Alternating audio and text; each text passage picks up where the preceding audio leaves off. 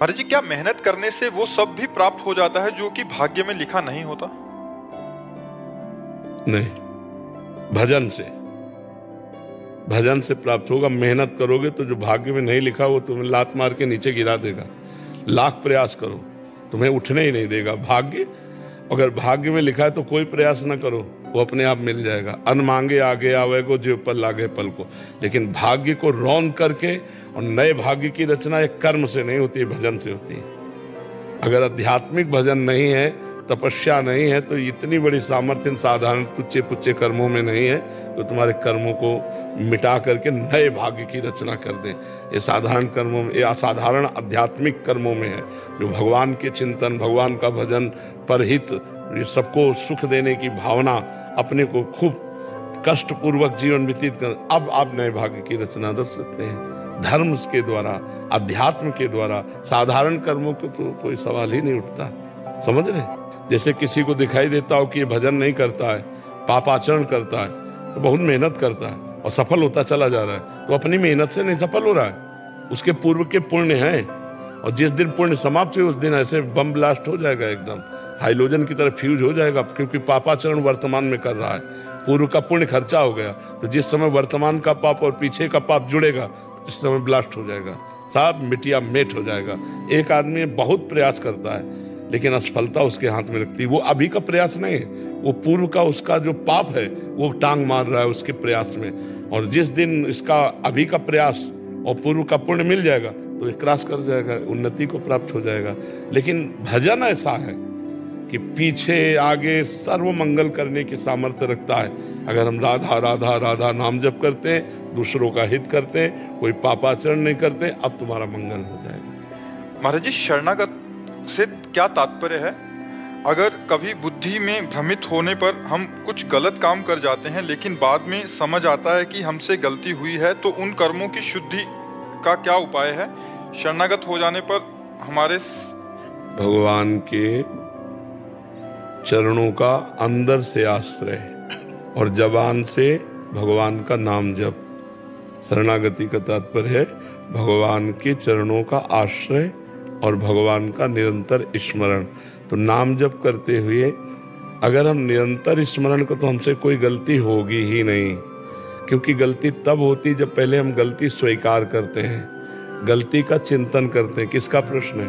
आपका है। जैसे गुलाब जामुन पाना है, डायरेक्ट गुलाब जामुन नहीं पाते, पहले गुलाब जामुन हम मन के द्वारा चिंतन करते हैं, फिर उसके स्वाद का चिंतन करते हैं, फिर प्लान बाहरी होता है, तो क्रिया बाद में होती, पहले चिंतन होता है। तो अगर हम नाम जप कर रहे हैं तो चिंतन होने नहीं पाएगा। और हमारा मन राधा नाम सुधा रसम रसी तुम, राधा नाम रूपी अमृत में लगा है, तो वो डिलीट करता जाएगा। जो मन सामने फेंक रहा है विषय क्रिया, उसको डिलीट करता जाएगा। तो पहली बात तो होगा ही नहीं, क्योंकि चिंतन ही नहीं हो पाया, फाइनल ही नहीं हो पाया, संकल्प ही नहीं बन पाया। और अगर कहीं भूल चूक से आपका अवसर ऐसा मिला कि चिंतन बन गया, संकल्प बन गया, क्रिया बन गई, तो आपके हृदय में जलन होगी, पश्चाताप होगा कि नहीं होना चाहिए, फिर क्यों हो गया, क्या करूं, हे भगवान अब आप ही कृपा करो। तो फिर ये शरणागति, प्रतिपल शरणागति।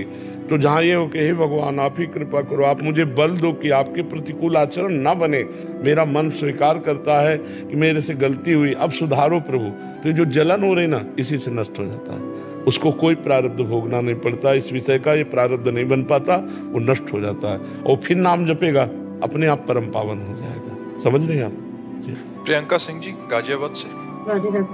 राधे राधे महाराज जी। महाराज जी, जाने अनजाने में जो पहले गलत हो चुका है लेकिन अब सही। देखो, अनजाने में तो कुछ गलत होता नहीं, अनजाने में तो कुछ गलत होता नहीं, हमारी बुद्धि की चतुरता है जो हम कह देते हैं जाने अनजाने में। वो क्या जाने में ही होता है, अनजाने में हमसे गलत नहीं होता है। पक्का सोच के बताओ, अनजाने में जो गलत हुआ हमें बताओ कि ये हुआ गलत। अनजाने में कुछ गलत हुआ है तुमसे? हम ये मान सकते हैं चलते हुए कोई जीव दब जाए या ऐसे कोई हमारी जो गलतियां होती हैं उनमें हम जान करके गलतियां करते हैं और फिर अनजान बनना चाहते हैं। ईमानदारी की बात देखो, सब लोग देखो, सबके जीवन है, सबके बुद्धि है। हमें गलती बताओ जो अनजाने में होती हो। हमें जानकारी होती है, हमारे हृदय में प्रभु प्रेरणा करते हैं ये गलत है, नहीं करना है, पर हमें उसमें सुख बुद्धि होती है, इससे सुख मिलेगा, इसलिए हम उसको गलती करते हैं और अपने मन के बचाव पक्ष में ऐसा बोल देते हैं कि हमें पता नहीं था। बकाया अनजाने में नहीं हुई है, वो इसी संकल्प से हुई कि इसमें सुख है। इस बुद्धि से कोई भी पाप कर्म तभी होता है जब उसमें संकल्प बनता है कि ऐसा कर लेंगे तो हम सुखी हो जाएंगे। तो सुख की लालसा से चोरी, व्यभिचार, हिंसा, जितने पाप होते हैं वो सुख की लालसा से होते हैं। लेकिन कहीं अधर्माचरण से सुख मिलता है क्या? धर्म से सुख की प्राप्ति होती, तो परिणाम में उसे दुख ही भोगना पड़ता है। तो पहली बात तो अनजाना शब्द हम काटते हैं।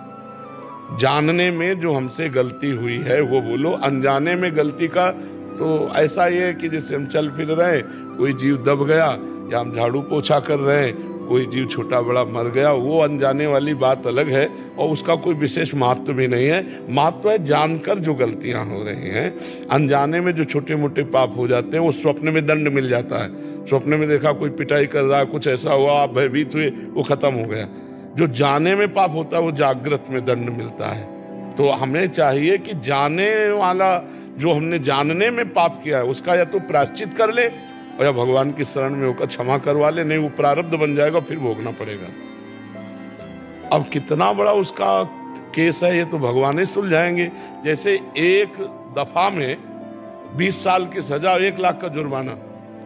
अब एक अपराध हुआ है और 20 साल की सजा या आजीवन सजा और इतना जुर्माना, तो अब ऐसे ऐसे पाप हो चुके हैं जो ना सरकारी दंड मिला है राजकीय और ना हमने कोई प्रायश्चित किया है, तो वो सब जमा होके ब्याज दर ब्याज फिर हमें जन्म जन्म भोगना पड़ता है, जन्म जन्म। इसीलिए सर्वधर्मान परित्यज्य मामेकम शरणम व्रज अहम त्वाम सर्व पापेभ्यो मोक्षयिष्यामि मा शुचा। भगवान कहते हैं तू सब धर्मों का त्याग कर मेरी शरण में आ जा, मैं तुम्हें सब पापों से मुक्त कर दूंगा। तो भगवान के चरणों का आश्रय और खूब राधा राधा राधा राधा नाम जप करो। गलतियों से डरो, उसमें सुख नहीं है, वो तुम्हें सुख की लालसा में फंसा के दुख में झोंक देगा। जितनी जेल भरी है वो सब सुख की लालसा से भरी है। इसी में सब पूरा आजीवन बर्बादी जितनी होती सुख की लालसा से, जानबूझकर अधर्म आचरण करने से पाप होता है और वो पाप का दंड भोगना पड़ता है। जी समीर पुरी जी। जय श्री राधे। महाराज जी, पिछले कई वर्ष पूर्व आपके दर्शन किए थे। जब वृंदावन आते हैं और आपके दर्शन लालसा रहती है, तब से राधा नाम जाप कर रहे हैं। अभी 10 दिन पूर्व आप सपने में आए, पूरी रात हमने आपके चरण दबाए। ये क्या संदेश है महाराज जी? आगे का मार्ग प्रशस्त करें। ये भगवान कृपा करते रहते हैं। भगवान जब जिस पर कृपा करना होता है तो संत रूप से भगवान, जब द्रवहि दीन दयालु राघो तो साधु संगति पाइए। प्रगट में भी देखो आप बैठे हैं और स्वप्न में भी, ये तो बड़े सौभाग्य का विषय होता है। यदि जागृत स्वप्न सुषुप्ति स्फुरत में राधा पदाब्ज छटा, तो अब किशोरी जी कृपा करते हैं, पहले अपने दासों को दासियों को भेजती, फिर वो कृपा करके पधारती। तो अंतःकरण में स्वप्न में यदि संत का दर्शन हो तो समझना चाहिए भगवान हम पर बहुत प्रसन्न है। जागृत में तो आप प्रयास करके आए, स्वप्न में आपके प्रयास का कोई उद्देश्य नहीं, वो आए हैं प्रयास करके स्वप्न में। जैसे संत आए तो वो आए स्वप्न में, तो ये तो विशुद्ध कृपा है। जागृत में तो आप आए प्रयास करके, स्वप्न में तो हमारी कोई लालसा भी नहीं थी और वो स्वयं से आए। ये भगवान की विशुद्ध कृपा माननी चाहिए। भगवान कृपालु हैं, जो मुझे साधु संगत सुत दाराधन लक्ष्मी पापियों के घर होए, संत समागम हरि कथा तुलसी दुर्लभ दुए। अगर हमें संतों का समागम मिल रहा है तो हम पर भगवान बहुत प्रसन्न है। अब मोहि भाव भरोसा हनुमंता, बिनु हरि कृपा मिले नहीं संता। तो जागृत स्वप्न दोनों में भगवान ने दिखा दिया। जी 15 दिन पहले गीता की पाठ का श्रवण कर रहे थे, तो आपका जो ध्यान में मेरे सामने चेहरा आया, कहन मेरा कोई पीछे वाणी में कह रहा है ये मेरा ही तो रूप है, आप कल्याण आप ही मेरा कर सकते हैं, ऐसा आभास हुआ महाराज जी। भगवान ही वो सब प्रेरणा करते हैं। देखो हमें तो कुछ पता नहीं, जैसे इन भाई ने कहा कि मुझे रात्रि में स्वप्न में दर्शन दी, हम चरण दाबते रहे, तो हमें पता होता ना, मेरे भगवान ही उस रूप में गए। तो जैसे आपने बताया तो भगवान ही वो सब कर रहे हैं। तो हमारी अंतर की बात है। देखो हम अष्टांग योग को जानते हैं, किया है, ज्ञान योग को जानते हैं क्योंकि काशी में सन्यासी रहे हैं, भक्ति योग में तो हम चले रहे हैं। इनसे बड़ा कौन सा योग है? 3 ही योगों का विशेष वर्णन है, ज्ञान सांख्य योग, अष्टांग योग और भक्ति योग।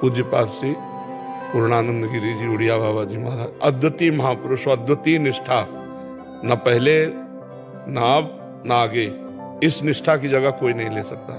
संप्रदाय और उपासना बात अलग है, जो संपूर्ण निष्ठा की बात है वो आज भी हम उड़िया बाबा को हमारे आदर्श है, कल भी थे, कल भी रहेंगे, इसमें कोई अंतर नहीं।